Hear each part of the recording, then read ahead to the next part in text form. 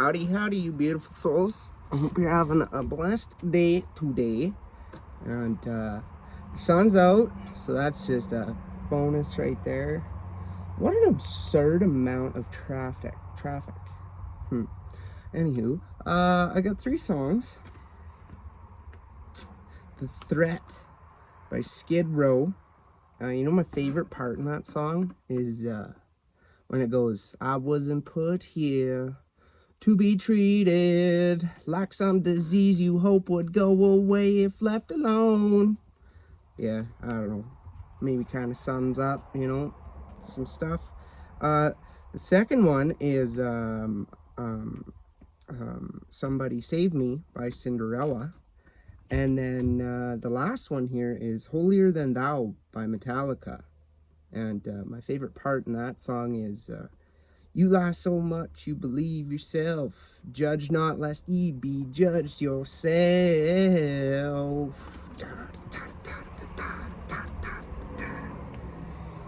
Anywho, so yeah, that's what we're going with right there. Some tunes. You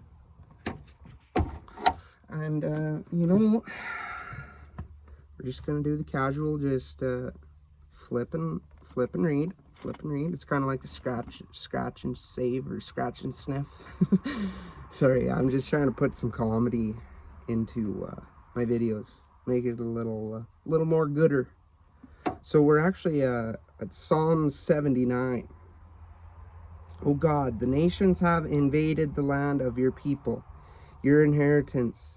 They have defiled your sacred temple. They have laid Jerusalem in ruins. They have given the dead bodies of your servants as food to the birds of the heavens, the flesh of your godly ones to the beasts of the earth. They have poured out their blood like water all around Jerusalem, and there was no one to bury them. We have become an object of taunting to our neighbors because of our humiliation, a derision and mockery to those who encircle us. How long, O Lord? Will you be angry forever? Will your jealousy, which cannot endure a divided allegiance, burn like fire? Pour out your wrath on the Gentile nations that do not know you, and on the kingdoms that do not call on your name. For they have devoured Jacob and made his pasture desolate. Oh, do not remember against us the sins and guilt of our forefathers. Let your compassion and mercy come quickly to meet us, for we have been brought very low. Help us, O God of our salvation, for the glory of your name. Rescue us. Forgive us our sins for your name's sake. Why would the Gentile nations say, where is their God? Let there be known without delay among the nations in our sight and to this generation your vengeance for the blood of your servants which has been poured out. Let the groaning and sighing of the prisoner come before you. According to the greatness of your power, keep safe those who are doomed to die, and return into the lap of our neighbors sevenfold the taunts with which they have taunted you, O Lord. So we, your people, the sheep of your pasture, we will give thanks.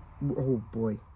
So we, your people, the sheep of your pasture, will give you thanks forever. We will declare and publish your praise from generation to generation. Yeah. Yep. Okay. Once again, you can just feel that through your soul.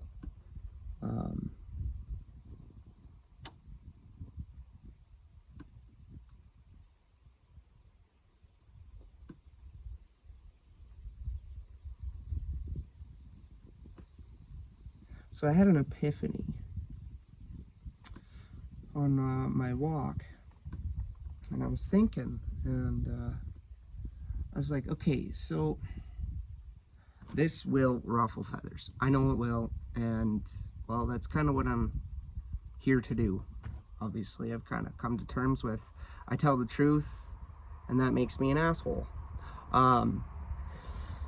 Anyways, so I'm walking, and I'm like, okay, so you know how every time you take medications, you just feel completely disconnected from your body, like you feel like a zombie, right? And then I'm like, so like It's not like, you know, you go to a doctor and you're struggling with thinks and thoughts, anxiety, you know, you have mood disorders, all this stuff, right? So you go there and they're like, hey, you got this, and we're gonna give you this chemical, and you're gonna be all better, you know. So to put this in mechanical terms, while I talk about this, imagine your rocker panels are shot, they're rusted right out, and you're like, hey, so I know, like, you know, it takes a lot of labor to cut it out. And really it doesn't. To cut it out, to weld it in, and do the bodywork proper. But you're like, it still takes more work. It's the path less traveled. Is how we're going to put that into terms right now. So you cork that thing right full of spray foam, right? It's fixed. It's like money, right? So now it holds moisture. So that's just going to cause more corrosion. When you go to actually like deal with the problem, it creates more work. So here's my theory: is you take these medications that numb you and disconnect you from your soul, and then when you're like, oh, you know, I still don't feel right, you know, I'm gonna put in the work and heal myself, and actually heal myself how we are designed to do, how God designed us to go out in nature, go speak with him, go understand that these are wounds, these are things that have happened to us. They do not make us who we are. And then when we get diagnosed with something, that is a label. That is something we subconsciously program in our head, that I have depression, and that's how it's always going to be. So I got to take these prescription pills to fix the problem. Well, no, now you're just addicted to pharmaceutical drugs. But the big pharma and the government and all that stuff doesn't want us to know that, right? Because, come on, man, they're just raking in the dough over this, right?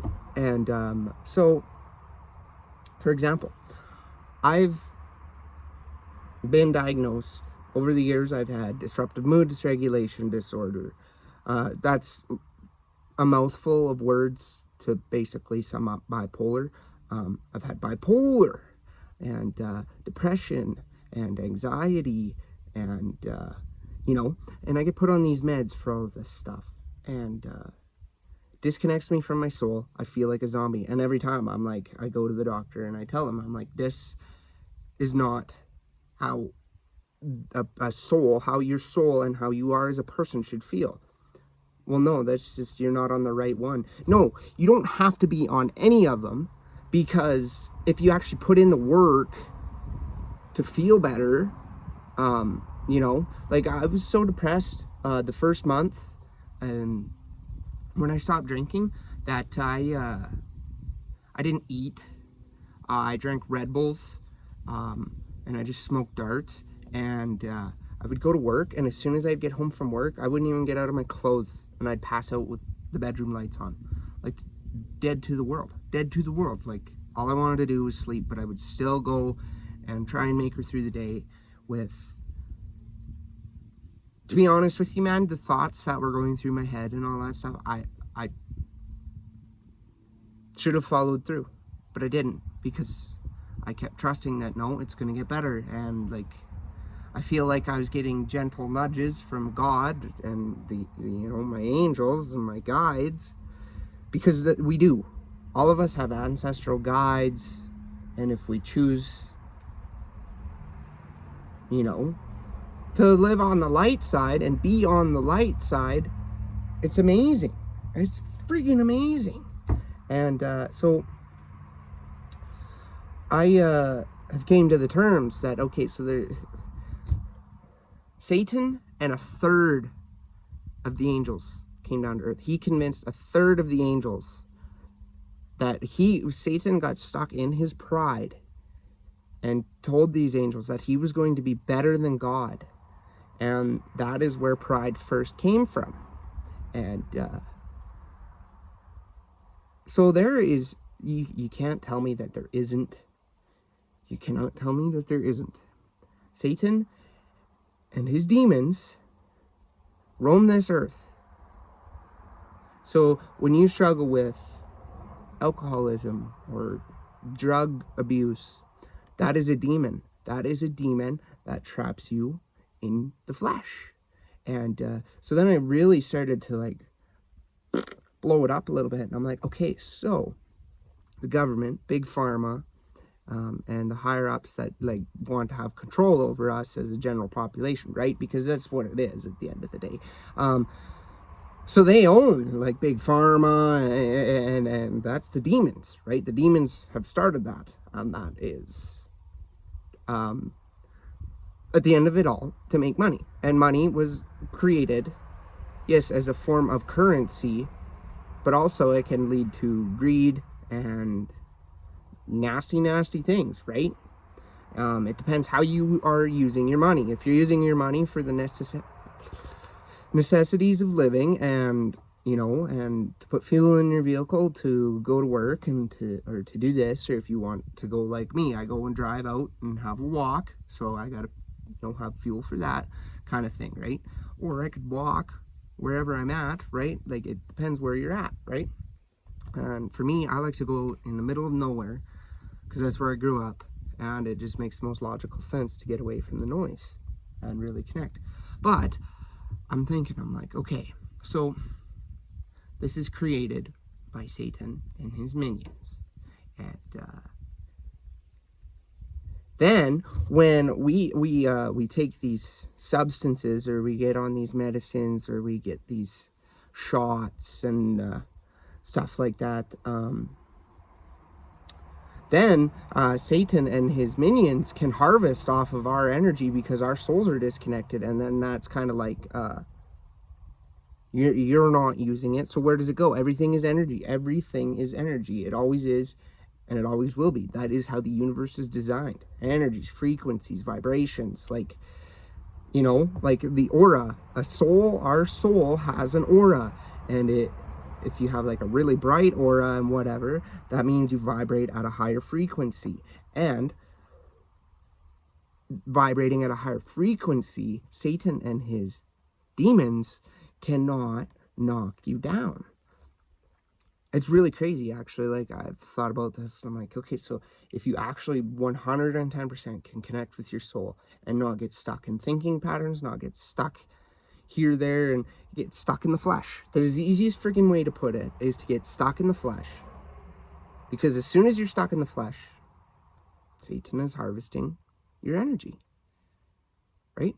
And it fuels these nasty things in the earth. Look around. The crime rates. Look at Vancouver. They're like, yeah, we're going to just let people go buy drugs out of a vending machine. I know it's not just Vancouver, but this is a prime example. The government allowed them to completely fry themselves. Totally 110% disconnect themselves from their body. Because then, oh yes, we can harvest their energy and we can create a demonic empire. And you don't have to believe in this. And if you don't believe in this video isn't for you.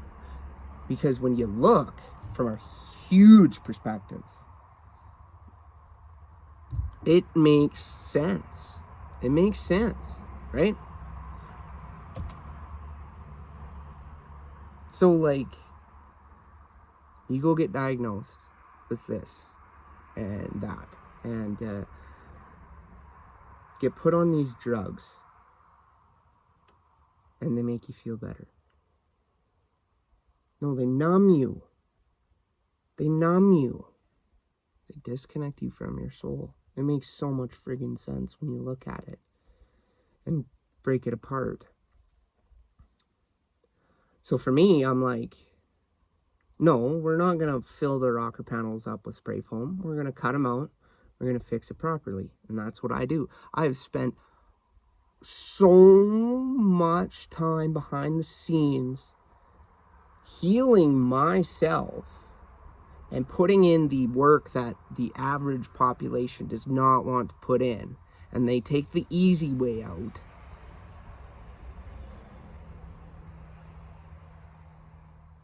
Which, me talking about this, oh, I know I'm gonna just trigger. I know that. And that's funny, because that right there is telling you, you know, your soul is trying to tell you there's something wrong, but you choose to stay stuck in your ego and in your pride and stay stuck in the flesh and not heal those wounds that you're literally triggered about.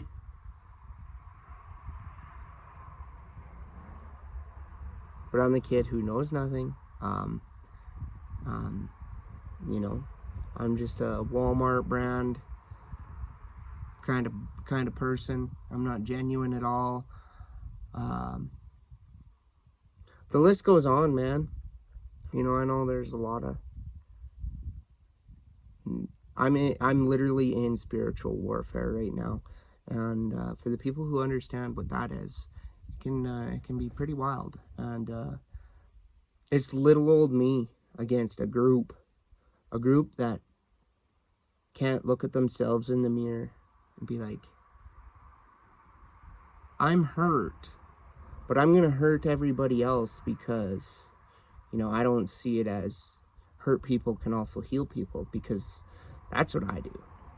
I go around and I understand that there are many people that hurt, and we all have hurt. We all have shit going on. We all can stay stuck in that. I choose not to. I choose to love everybody. I choose to see them as, I don't know what's going on in your life. You know, I respect you. You're out here, you're thugging it. You know, I don't talk shit about the next guy. I stay in my own lane. I listen to music. I come and do this. I come and talk about this. You know, I go and weld up the odd thing. I go wrench on the odd thing. Just focus on myself and my relationship with God. And then just people are like, no, this kid can't talk online. Like, we gotta stop him. We gotta try everything in our power to stop him. Mainly because he knows too much. So I'm out here just staying in my lane, and then I'm the bad guy. It's funny because I'm just like analyzing it, and it's just like, come on, man, like, I'm just out here giving my point of view, expanding the minds of souls that need to be awoken. And yeah, so then I was thinking, you know, when you're in your flesh, you're selling your soul to the devil, right? Like, if you cannot beat see, for me right now, actually, I'm gonna just call myself out from the age of 16 to 22. I struggled with lust, like, a lot, right?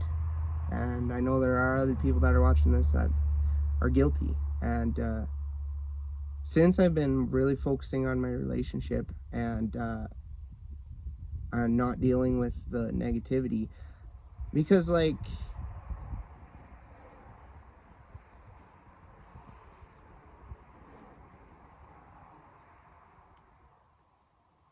I've come to realize, like, where am I going with this? Okay, so something I have observed, pornography, that is trying to fill a void of loneliness. Something, that's how I guess, looked at that aspect. And, you know, sex, something I observed with that is, like, I guess if you go out and do this and this and that, well, it's a lack, you feel lonely. It's also a lack of love for oneself, because you're going to look for love in others, but you don't realize one night stands and all that stupid, silly stuff. Like, I was guilty. I did that at one point in my life when we're all young and dumb. I mean, I'm only 23. I'm still young, but I guess I've learned my lessons very quick, and I learned lessons from others. I'm an old soul. But either way, I've come to realize, like, that it disconnects you so much. And like, the more you go out there and you're trying to fill this void of loneliness and find love from somebody else, it makes it more difficult to fix the problem later on, right? So, like, another thing, I was like, okay, so feeling a lack for oneself, which I struggled a lot with, and every day it gets a lot easier, you know, and I just continuously tell myself, like, I love you. Like, I talk to myself how I would talk to my children. And I'm going to be honest with you, that's not how I was really spoken to growing up.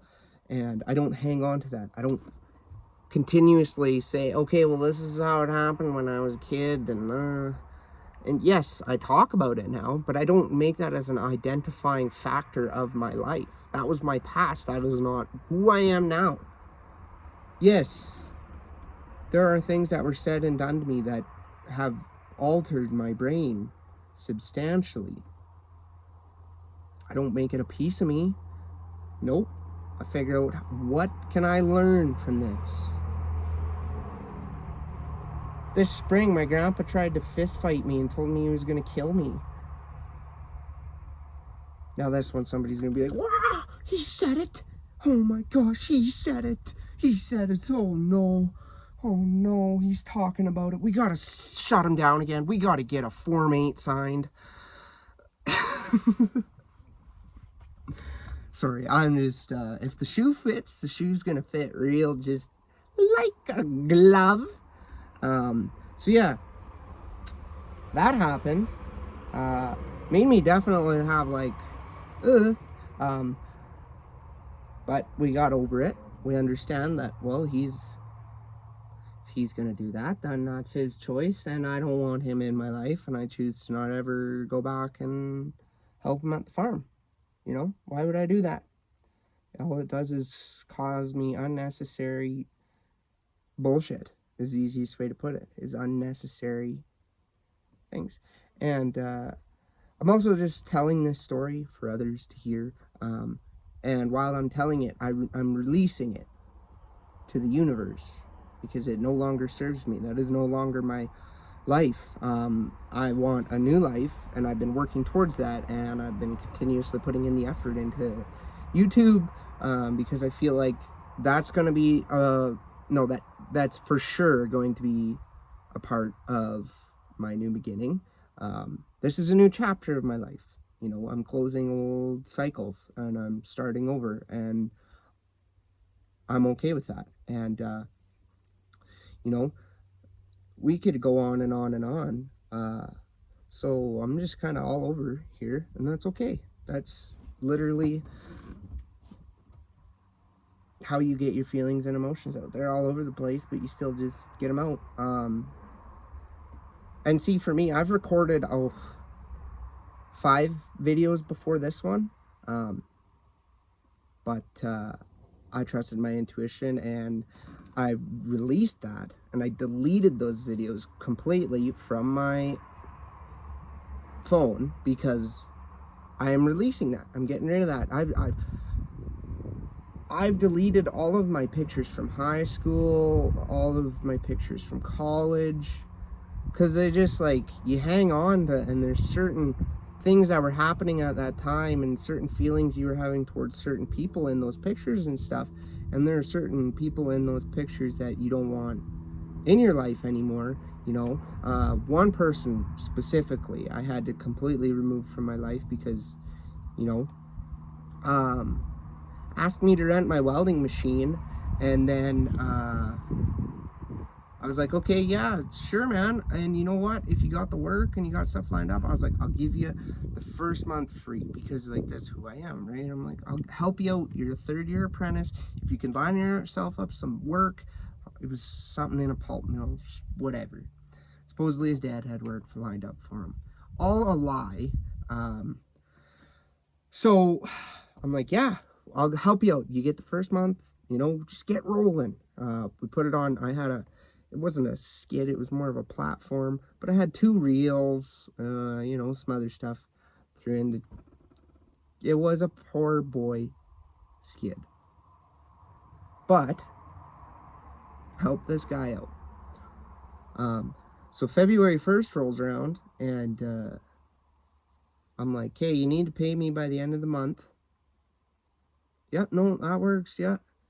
So February 26th comes around, and I'm like, hey, you owe me $1,000. Well, I mean, use the thing. Just take it out of there. Well, no, we're going to take it out. You don't get to use it anymore because you lied to me. And, you didn't get anything going with it. And now it's covered in road salt. Started leaking fuel. You know, you drove it back and forth every day and didn't use it, but that's still a liability in the box of the truck. You know, if you get in a wreck and wreck my welding machine, well, now I'm out of welding machine. But no, I owed you money, and then when I come back and tell you you actually owed me $1,000 before the $1,000 machine rental, you create a whole lie. You create a whole lie and lied right to my face. So that's where Holier Than Thou by Metallica, you lie so much you believe yourself. That's where that ties into this video. And so I completely cut you off. Act like you are a nobody to me, because you are nobody to me. You did something that wasn't nice. I cut you out, and you're mad at me because you're trying to take advantage of me. Well, whatever, man. Like, how's karma for you? I know it sucks. And you're too proud to admit that actually happened, and that's okay. That's your problem. That's not my problem, because I was not in the wrong. You know, that's an example. Or one time, my older brother was having his friends for it was after his hockey provincials, and they were all in the basement. And so I let him use my Xbox because it has 4 controllers in the new NHL game. And I'm sitting in the windowsill, and I'm like minding my own business. He starts to pester me because he's in front of his friends and he's trying to be cool. And I tell him to buzz off. I know it wasn't buzz off. And he comes and grabs me and he yanks me out of the windowsill. And I hit the floor and it friggin' hurt. And then all of the people that were in the basement were laughing at me. So I get publicly humiliated is what it felt like, right? Like I was humiliated. So Lane, who's already struggling with enough stuff, you know, he feels like if he wasn't born, his parents wouldn't fight because he's a bastard child and he was an accident. And you know, he was actually told that, you know, that like you're a bastard child, and your mother and I probably wouldn't be together if you weren't born. But that didn't happen either. And so anyways, I am struggling with this kind of stuff. I feel like I am nobody as it is. My older brother is jealous because, like, right from being, like, as soon as I first started walking, there's home videos of him pushing me because I'm getting videoed because I am a 1-year-old infant, and, you know, he's 6, but he was always the center of attention, you know, before I was born, right? So it's been like that, literally from friggin' day one. From day friggin' one. And, see, he pulls me out of the windowsill, embarrasses me in front of his friends. So what does Lane, who's dealing with this kind of stuff, do? He goes to the gun cabinet. He grabs a 243 and he shoves the barrel in his brother's face in front of a basement full of kids, young people. Because I was absolutely humiliated. Obviously, I look at this in the perspective of, whoa, Lane, that was a little too far. Yes, I know it was. It sure was. You know, you don't stick a gun in someone's face. But when you're consistently tormented your whole life and then you get humiliated like that, it totally ruins your self-confidence, and gives you major insecurities. And yeah, so I don't know. I mean, I understand putting a gun in someone's face is probably not the right thing to do, but that was messed up, man. You know, and that still has that's a memory that has to live in my head rent free, which I am releasing it because it no longer is who I identify as. But I'd like to just put a little light on some of that stuff, you know, because once again, I'm the selfish asshole that needs to stop talking, because he'll continuously tell truths like this, right? It's funny how that works.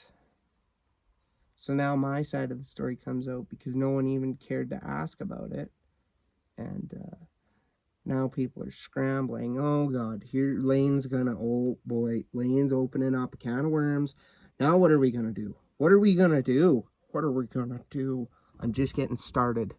You guys are burning out and I'm just getting started. So yeah, you know, we kind of went all over the place in this video, and that's all right.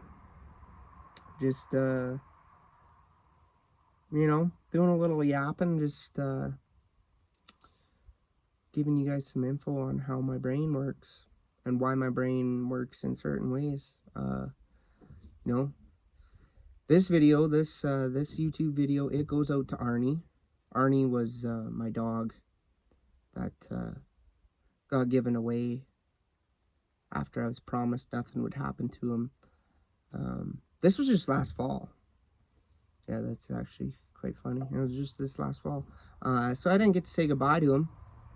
I'm not supposed to hang on to that. I'm not supposed to have feelings about that. You know, you're still upset about that. It was just a stupid dog. Although he was my dog. He actually helped me heal a lot of aspects about myself when I was, you know, healing my inner child, working on Mustard Tiger. So yeah, he gets given away. I don't get to say goodbye. And then he gets ran over by a tractor. So that's cool. Anyways, this video goes out to Arnie. Love that dog. Miss him every single day. I know the spirit of Arnie is with me. And anybody who has a dog that, like, you fall in love with and actually means a lot to you like that, I know you're gonna be like, ah, man, that kind of sucks. You know? Should have a little bit of sympathy. Anyways, anybody who has a heart, I guess you could say. But yeah, so this goes out to Arnie. This goes out to the people who don't like me, and I know you don't like me, and that makes it even better. And the people who are seeing this side of me, and they're actually like, hey, Lane's not as bad of a guy as I've been convinced, or as I've been told, or, you know, he pisses me off that, you know, he calls out these wounds in myself, but he's actually onto something. But I'll never admit it, and we'll never ever tell him that because we're too proud and we're in our ego. But yeah, and then the people who are just like, right on, Lane, good for you. And I'm telling myself this, good for me, because, you know, it's about time. It's about time I did something like this and actually, you know, did what's best for me and cut individuals out of my life and expose the truth, because, you know, I've always been the person who takes the blame and gets, you know, just, yeah. But anywho, that's all we got for this. Anyways, I love yous. I'm proud of yous. you take care, keep your head high, and, you know, don't let people be mean to you, because all it does is just mess with your head. So yeah, I love you.